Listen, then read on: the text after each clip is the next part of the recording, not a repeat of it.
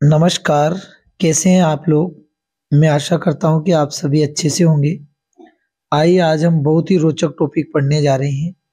आज हमारा टॉपिक है महाकवि कालिदास, महाकवि वाल्मीकि से संबंधित, और जिन्हें कहते हैं आदि कवि, जिन्हें कहते हैं आदि कवि। और वाल्मीकि, आदि कवि वाल्मीकि के बारे में हम चर्चा करने जा रहे हैं। बहुत ही शानदार हमारा टॉपिक है। देखिए, हम बात करें यदि वाल्मीकि जी के बारे में बात करें तो वाल्मीकि जी के चरित्र की हम क्या बातें करें। वाल्मीकि जी का जो चरित्र है वो तो बहुत ही बेस्ट है, और इनके मुकाबले तो शायद ऐसा कोई महाकवि नहीं हुआ होगा, इसलिए इन्हें महाकवि कहा जाता है। ध्यान से समझिएगा, इनके बारे में जो जानकारी है उसे मैं जितना मुझे आता है या जितना ज्ञान मुझे है उनके, वो मैं आपको देना चाहता हूं, तो आप अच्छे से समझना। सबसे पहले देखते हैं आदि कवि वाल्मीकि जो है, इनका नाम, जो मूल नाम की बात करें तो इनका मूल नाम था रत्नाकर। इनके मूल नाम की यदि हम बात करें, अपन तो एक एक चीज ले लेते हैं। सबसे पहले लेते हैं मूल नाम। यदि अपन मूल नाम की बात करें सर इनके, तो इनका मूल नाम था रत्नाकर। कहते हैं कि ये रत्नाकर नाम के एक डाकू थे। ठीक है, किस नाम से प्रसिद्ध थे? तो रत्नाकर। चोरी करना इनका पेशा माना जाता था। किनका? वाल्मीकि जी का पेशा क्या माना जाता था? चोरी करना। इनके पिता की यदि हम बात करें तो इनके पिता का जो नाम है, इनके पिता की यदि हम बात करें तो इनके पिता का नाम था प्रचेतस। ठीक है, वाल्मीकि जी के पिता की यदि हम बात करें तो इनके पिता का नाम था प्रचेतस। इनके समय काल की यदि बात करें तो जो समय काल है, समय काल माना जाता है 500 ईसा पूर्व। 500 ईसा पूर्व इनका समय काल माना जाता है। आगे बढ़े, यदि आश्रम की बात करें तो इनका जो आश्रम था वो तमसा नदी के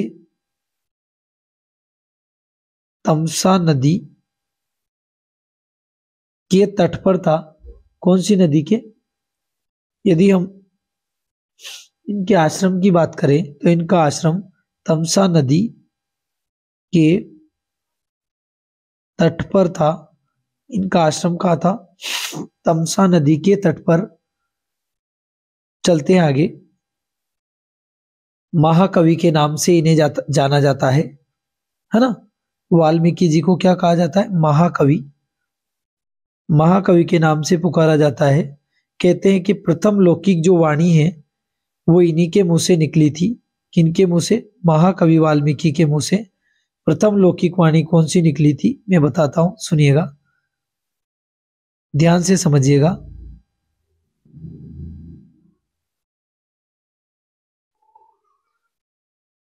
मां,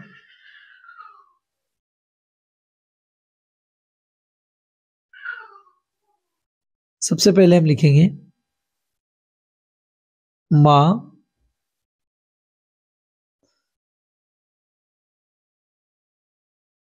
सबसे पहले हम लिखेंगे मां निषाद।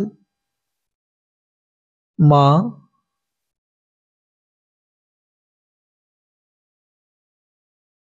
निषाद प्रतिष्ठाम। मां निषाद प्रतिष्ठाम त्वम गमय शाश्वती समय। त्वम गमः शाश्वती समय। शाश्वती समय, शाश्वती समा। यत क्रोंच यत क्रौंच, यत क्रौंच मिथुना, मिथुनात्, मिथुनात्, यत क्रौंच मिथुनात्, मिथुनात् एकम अवधि, अवधि,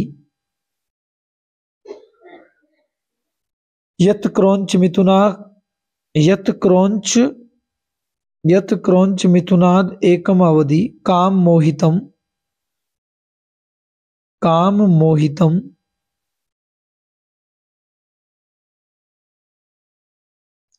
ये प्रथम लौकिक वाणी मानी जाती है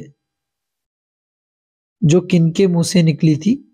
ये महाकवि वाल्मीकि के मुंह से निकली थी कि मां निषाद प्रतिष्ठा में तम गमे शाश्वती समय, मां निषाद प्रतिष्ठा में त्वम गमे शाश्वती समय, यत क्रौंच मिथुनादेकम अवधि काम मोहितम। कहने का मतलब है कि हे निषाद, कहते हैं कि हे निषाद, तुम कभी भी प्रतिष्ठा को प्राप्त नहीं करोगे। हे निषाद, तुम कभी भी प्रतिष्ठा को प्राप्त नहीं करोगे क्योंकि तुमने क्रौंच युगल में से प्रेम में आसक्त नर क्रौंच का वध कर दिया है। ये जो है संस्कृत का प्रथम श्लोक था, काय का संस्कृत का प्रथम श्लोक था जिसमें अनुष्टुप छंद व करुण रस का प्रयोग हुआ है। इसमें कौन सा छंद था? ध्यान से सुनिएगा, अनुष्टुप छंद।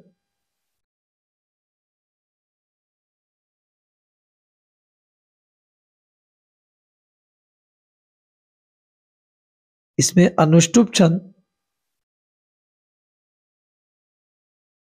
इसमें अनुष्टुप छंद,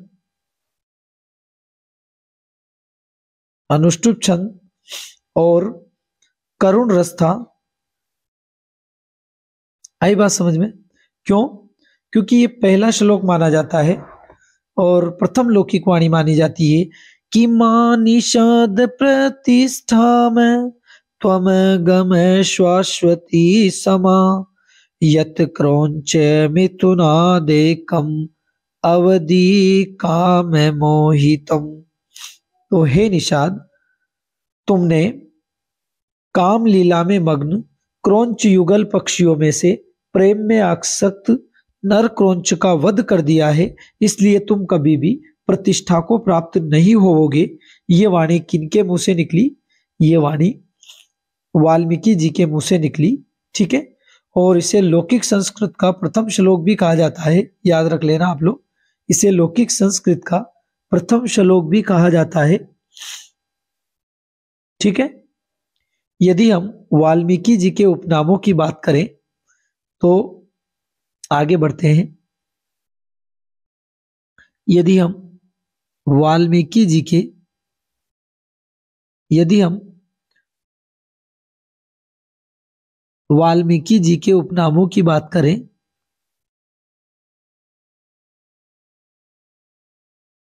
ठीक है, वाल्मीकि के उपनाम,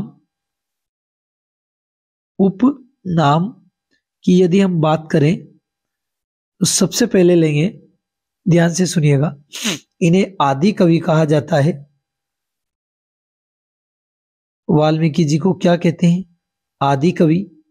और क्या कहा जाता है? इन्हें ऋक्ष भी कहा जाता है। वाल्मीकि जी को और क्या कहते हैं? इन्हें प्राचेतस भी कहते हैं, क्योंकि इनके जो पिता थे उनका नाम प्रचेतस था, इसलिए इन्हें प्राचेतस भी कहा जाता है। और इन्हें क्या कहा जाता है? इन्हें आर्ष ऋषि कहा जाता है, आर्ष ऋषि। और इन्हें क्या कहा जाता है? इन्हें महाकवि भी कहा जाता है। इन्हें क्या कहते हैं? महाकवि। इन्हें महाकवि भी कहा जाता है। ठीक है, तो ये वाल्मीकि जी के जो है उपनाम है। इन्हें आदि कवि कहा जाता है, इन्हें ऋक्ष कहा जाता है, इन्हें प्राचेतस कहा जाता है, क्योंकि इनके पिता का नाम प्रचेतस था।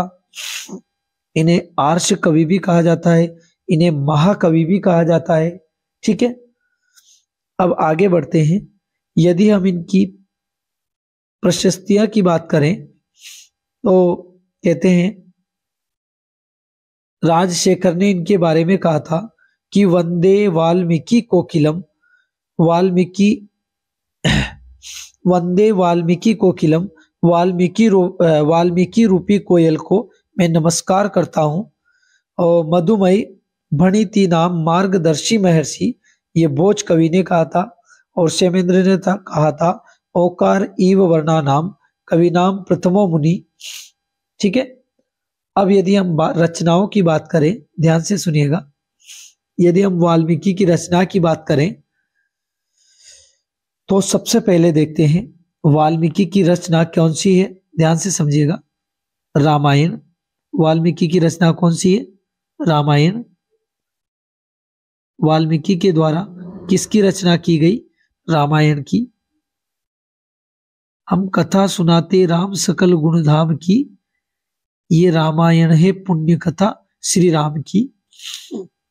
तो बात करें, इन्होंने रामायण की रचना की और यही इनकी एकमात्र रचना है। अब बहुत सोच समझ के पढ़ना। ये इनकी एकमात्र रचना है, एकमात्र रचना है, एकमात्र रचना है, एकमात्र रचना है किनकी? वाल्मीकि जी की। और यदि इसके समय की बात करें तो ये जो रामायण है 500 ईस्वी पूर्व में लिखी गई थी। ठीक है, यदि हम रामायण के रस की बात करें तो रामायण में करुण रस है। ठीक है, रामायण में कौन सा रस है? करुण रस। तो हम इसे सिस्टमेटिक जमाते हैं पूरी को। जैसे हम सबसे पहले देखें, ये क्या हो गया? ये हो गई रचना,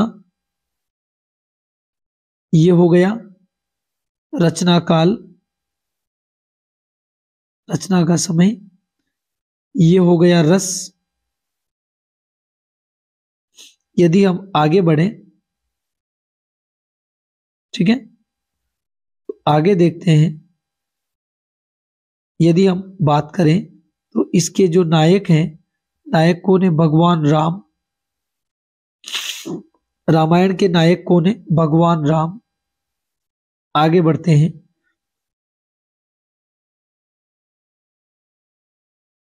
रामायण के नायक कौन है? भगवान राम। और रामायण की नायिका कौन है? सीता। ठीक है, कि ऐसी सीता माता की परीक्षा लेते निस दिन, निठुर नियति को दया भी नहीं आती है। माता सीता। अब आगे बात करें, ये विधा किस विधा में लिखा गई है? कौन? रामायण किस विधा में है? तो आप जानते हैं रामायण को क्या कहा जाता है? महाकाव्य कहा जाता है। यदि हम बात करें तो इसमें कौन सा छंद है? तो आपको अच्छी तरह पता होना चाहिए कि रामायण में कौन सा छंद है? अनुष्टुप। यदि हम बात करें इसकी रीति कौन सी है, तो इसकी जो रीति है वो वैदर्भी रीति है। कौन सी रीति है? वैदर्भी। यदि गुण की बात करें तो इसमें जो गुण है प्रसाद है। और कौन सा गुण है? माधुर्य गुण भी है, प्रसाद भी है, माधुर्य भी है। यदि हम कांड की बात करें कि रामायण में कितने कांड हैं, तो टोटल 7 कांड है। रामायण में टोटल कितने कांड हैं? 7 कांड है। अब आगे बढ़ते हैं कि सर्गों का जो क्रम है वो क्या है? रामायण में कितने सर्ग हैं ये हम समझते हैं। तो देखिए, सबसे पहले देखते हैं रामायण में सर्ग जो है। सबसे पहले आता है बालकांड। नंबर 1 पर लिखेंगे बालकांड। बालकांड। ठीक है। फिर नंबर 2 पर है, कौन सा आता है? अयोध्या कांड।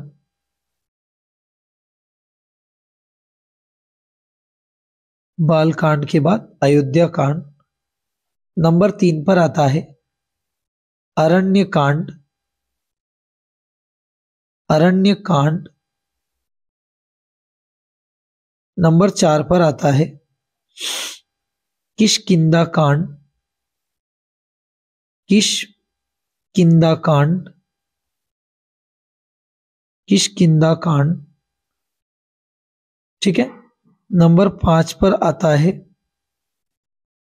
सुंदर कांड। सुंदर कांड। नंबर 6 पर आता है युद्ध कांड।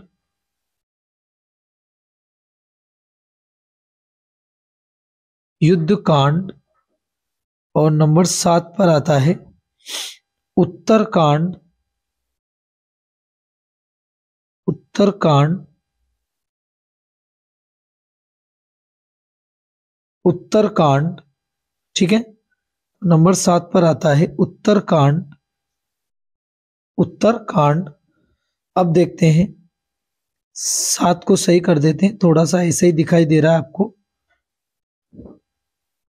तो आप लोग कह देंगे कि सर ने ऐसे ही लिख दिया, गलत।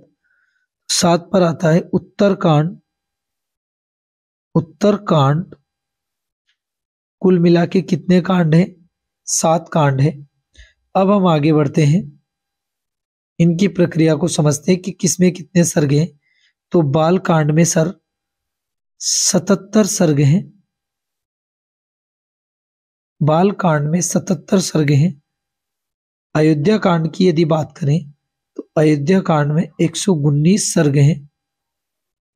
119 सर्ग हैं।